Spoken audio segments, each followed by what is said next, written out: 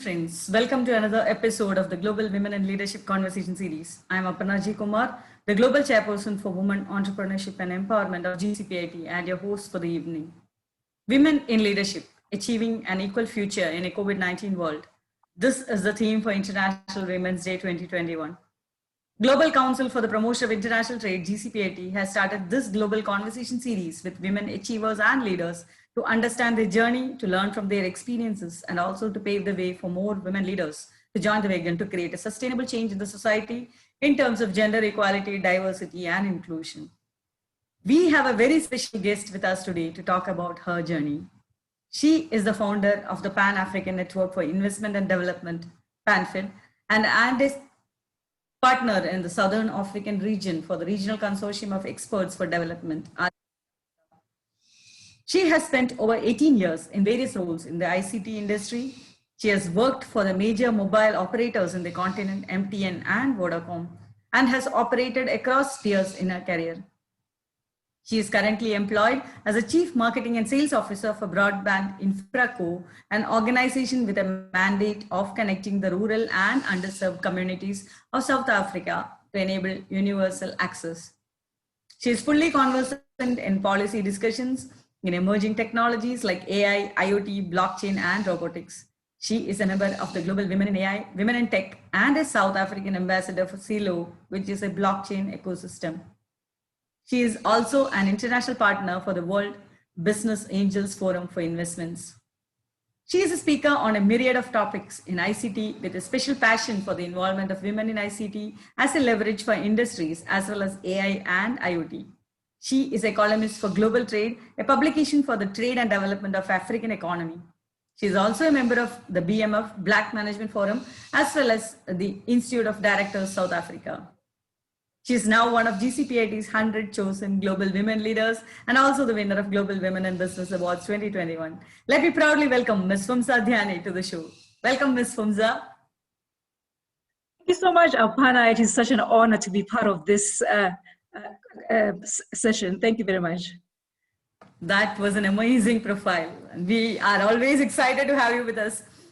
And we are proud to have you in our Women in Leadership Conversation series as well. Tell me, Phumza, where did the journey start? So it started from very humble beginnings, Aparna. It started from a coastal city of South Africa in East London, where I grew up. I had an aspiration of being something big in life. I just knew that I wanted to be a leader in something. So I studied in Cape Town and did my undergrad in BCom accounts. And I thought I'd follow the natural route of being a CA. Somehow, somewhere along the line, I just decided to branch out into more business studies and started exposing myself to different facets of the business. And I always had a wandering mind and wanted to explore with different functions. With time, I exposed myself into the audit field, into the sales environment, into the operations environment. And with each exposure, I learned something, and that was something that was building me up for where I am at the moment. Eventually, I mean, amongst the different industries, I've been in the financial services side. I've been in banking. I've been in audit functions as a professional services environment. But eventually, I landed in telecoms. In telecoms, I realized that it was a growing kind of industry. It was always, leading us to something new in all the different years. And I kept on getting excited. What was concerning me, though, was that I was not seeing women in the environment. It was mostly men. If you go into conferences, it was mostly men. And I just had this aspiration of making more women, join the industry. That's amazing. That's what we are also trying to do. There remains a perception among 52% of women that technology is a male industry, while almost 32% believe that gender bias is still a major hurdle in the recruitment process as well. Do you think there is an urgent need to change perceptions around tech, and we need to do more to support and inspire women to enter the tech industry? Absolutely. So where I'm looking at, Aparna, is that it's like a new wealth system has been created, with all the emergence of digital technologies and moving into the 4IR stage, it's like we've moved into a totally different economic space. So leaving women behind, it just creates the divide further and further and furthermore.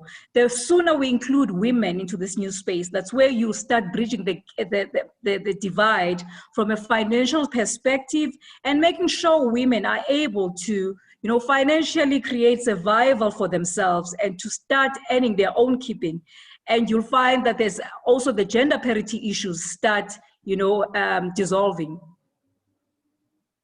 Yes, as we all know, technology is currently revolutionizing processes and rates of productivity across multiple industries, and millions of women globally are at risk of displacement.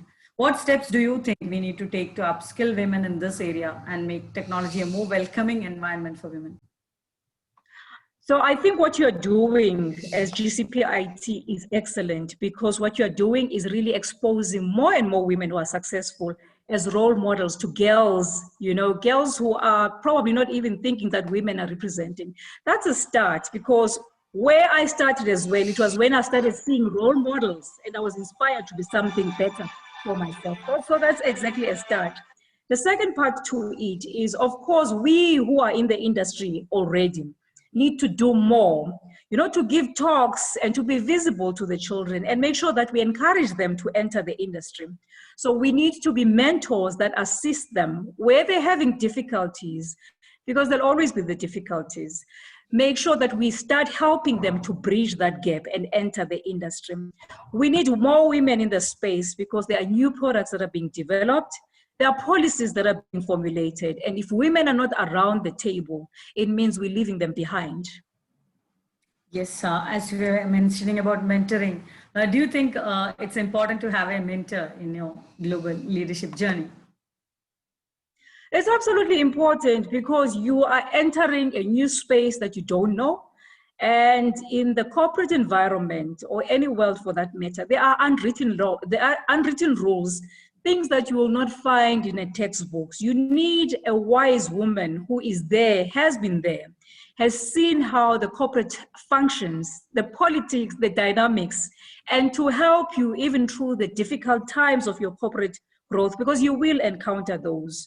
So at least when you're working with someone, you're working with a support system that at least it guarantees some level of success in your process.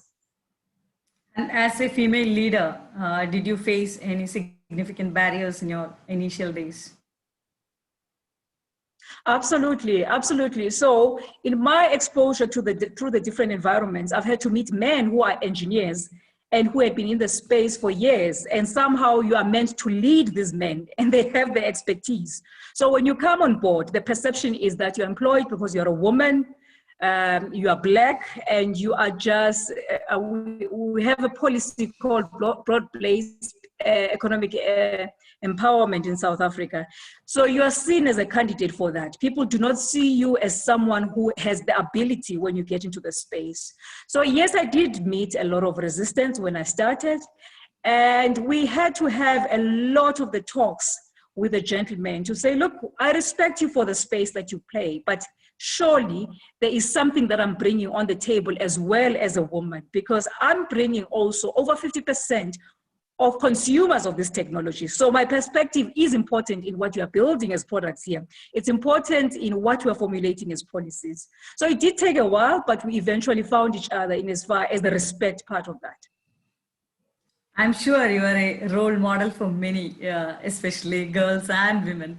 So who is your role model? Who was your inspiration in your journey? So we've had different, I think you have different role models at different phases of your career. So there was a lady who was prominent in the leadership circles in South Africa, who was Futhi Mtoba.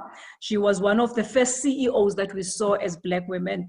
Beyond that, I have Christiane Lagarde as a person that I look up to as a role model, purely because she's just one person who is authentic in the leadership. I see her as one person who is a woman, but very comfortable in her skin and not trying to change herself or be a man. But she appeals as someone who is authentic in what she does. Great. And in your journey, I'm sure leading and interacting with a lot of men. Have you faced any resistance while leading men? Absolutely. I have a couple of times, purely because there's a cultural issue of, women. I entered the corporate environment about 20 years ago, Apana. So there were very few of us as leaders then. So there was a lot of resistance from male, and just a bit of disrespect where they bypass you to the next level. So we've had to go through the growing pains of really asserting myself as a leader, but without, disrespect, but also just showing the capability that I was bringing across the table, as well as the technical acumen that I was coming with into the table. So, what advice would you like to give to women who are on the leadership path or global leadership path? I would say. So what is important, I think what has helped me in the journey is being inquisitive about a lot of things, because you can see my profile grew by virtue of taking an interest in a couple of facets of what I'm doing. You can see that I'm involved in blockchain, I'm involved in AI, purely to expand my understanding, but to also, have a conversation that would attract more women into the space. So I took it upon myself to actually understand the spaces and the different opportunities that are being brought by different facets. So any advice I would give to the women is to give yourself the time to learn. Go through the dirty part of learning the nitty-gritty aspects of your job. Give yourself time to develop, because by the time you get into the leadership space, you want to be a credible leader that has, you've gone through at least the ranks of learning what you are leading on. The second part I would say is, as women, we need to be a lot more of a sisterhood than ever, to support each other in whatever things that we bring, because it is not nice to be the only woman around the table. It really helps to have a couple more women where the mindset is the same, and the intention is to bring more women onto the board. The third part is to remain who you are. Have the authenticity to lead from your position of strength. There can only be one Phumza, and Phumza has her capabilities that she's bringing onto the table. She also has her strengths as well as her weaknesses. But there's something that is very good about Phumza that she brings onto the table, as well as her leadership style that she brings onto the table. People can sense when you are not being authentic, and they respect a leader that is authentic a lot more. Right, and I have been seeing the year 2021. You started with a bang with a lot of activities. I can see your blogs. I have been going through your videos, and I can see that you are really putting effort to support more and more women. So, I think all this, I am sure it takes a lot of your time. So, how do you manage your schedule, your work and life? So I think because it's from a place of purpose, Aparna, it is so easy to get energized because it is something that I love. I really love encouraging women. I really love having conversation with other women leaders where we can bring together the lessons and inspire the next generation.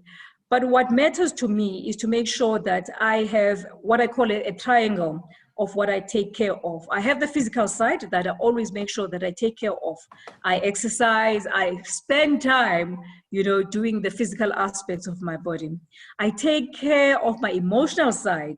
So I always make sure that whatever baggage I have, I process and let go, so that I'm not found to be, having outbursts emotionally, that I process my emotions and I deal with those. There's also then the part that is the mental part of my life, where I also make sure that mentally I am kept, I'm fed the right things, I listen to the right things, and I make sure that I'm always inspired. I always work on this triangle, and wherever I find an imbalance, I make sure that I retrace, I take time out, and I make sure that I spend time on the category that I'm missing on. Out of your talks, I really was impressed on in this book about fear.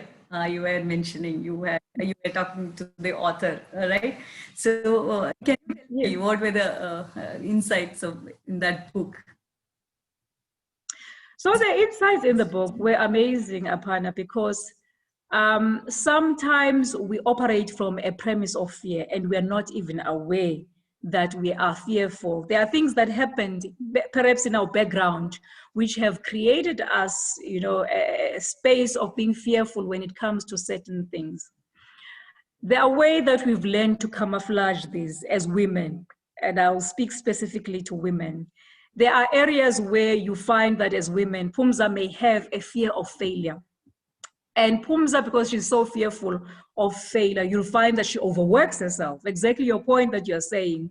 She finds that she always has to, you know, to be on top of her game. She always has to, you know, do extra more than anyone else.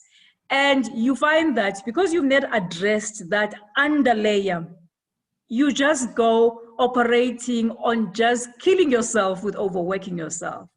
What it taught me is to be aware of certain behaviors that we have as women and to question certain things sometimes and say, why do I do that?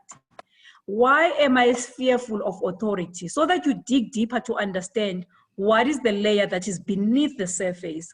It's unfortunate because we women, we can camouflage a lot of things. We can put on makeup, we can appear confident, and it makes us difficult to, you know, go and zoom deeper into the, you know, the surface and go beneath the surface to understand what we are fearful about.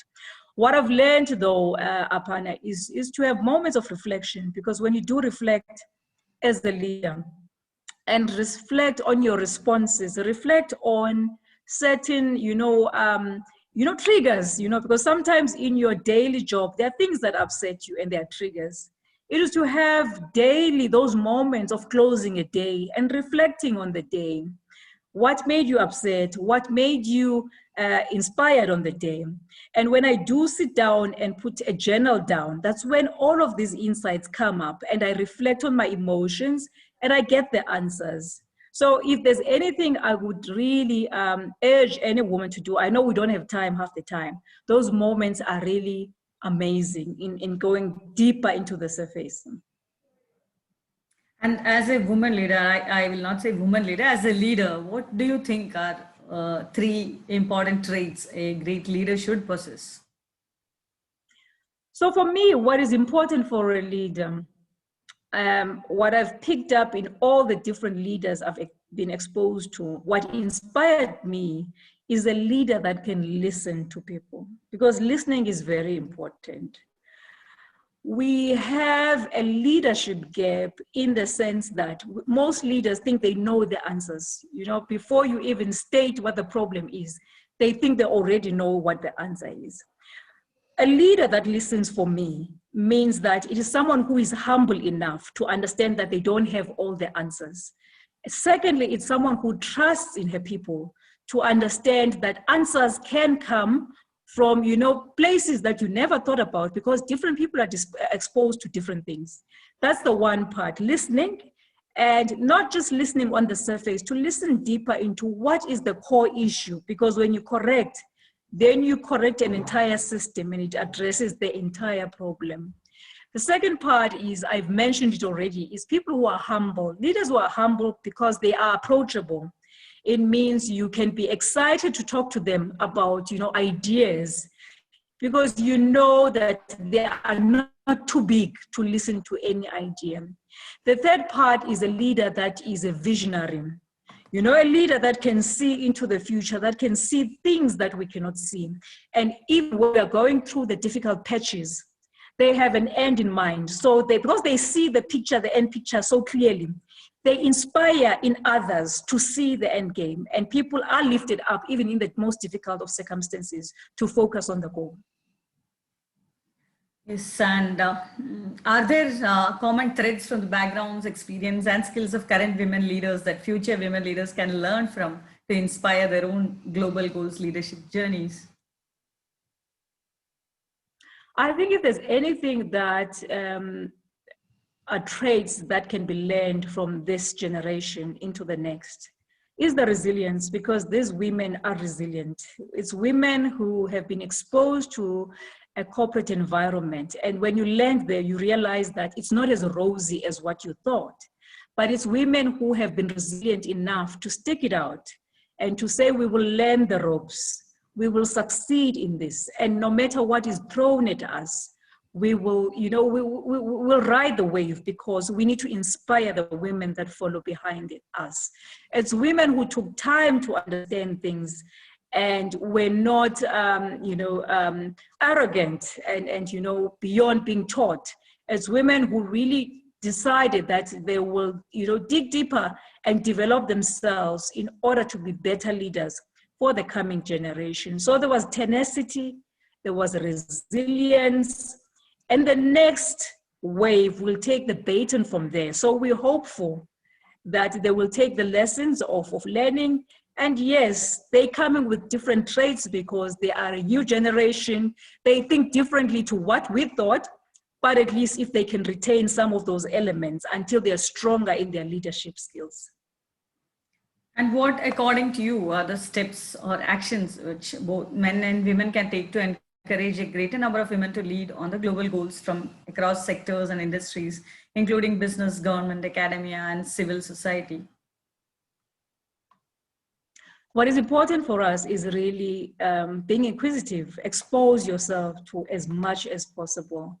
So what has been a gift of COVID is that there's a digital world out there, and there are people who are living on the other side of the world that are normal people like you, who are also looking for opportunities for growth, who are also inspired to see this world a better place.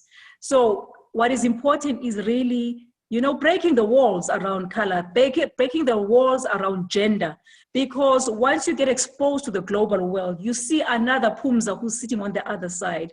It's a woman. They go through the same trials that you go through.